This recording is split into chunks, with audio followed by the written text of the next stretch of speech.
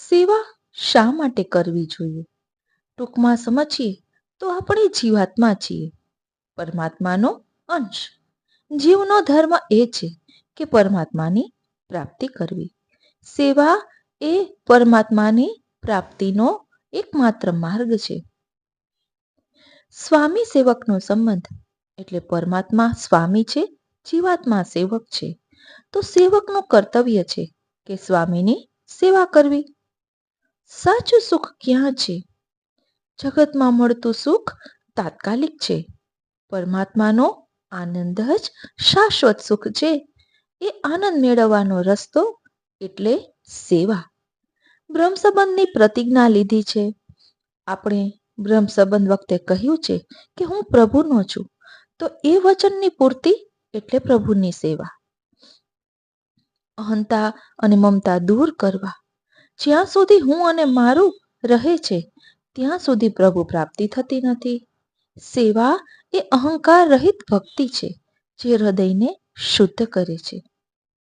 સેવા દ્વારા ચિત્તની શાંતિ. સેવામાં ચિત્ત પ્રભુમાં સ્થિર થાય છે.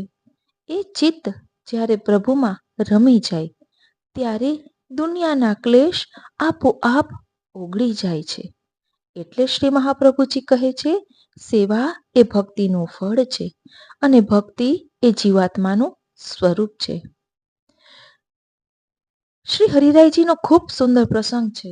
તેમાં દર્શાવ્યું છે કે 3 સેવા સિદ્ધ થઈ. શ્રી ગુસાઈજીના પાંચમાલાલજી, શ્રી રઘુનાથજીના સેવક શ્રી હરજીવનદાસજી રમણ રીતિમાં ભજન કરતા હતા. પ્રભુની લીલાની સાક્ષાત અનુભૂતિ થતી. અનેક દિવસો સુધી અન્ન વિના રહેવા છતાં પ્રભુની કૃપાથી શાંતિમાં રહેતા. એકવાર શ્રી હરિરાયજી શ્રી ઠાકોરજીની સેવા કરતા હતા.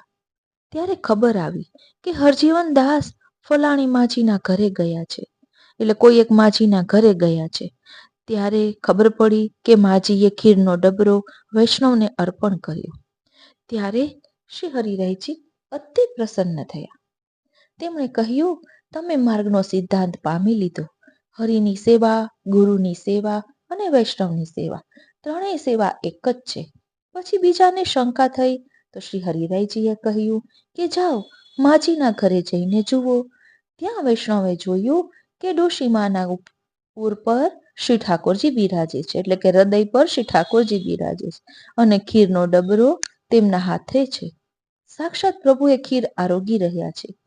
ત્યારે સમજાયું કે વૈષ્ણવના હૃદયમાં પણ પ્રભુ બિરાજે છે.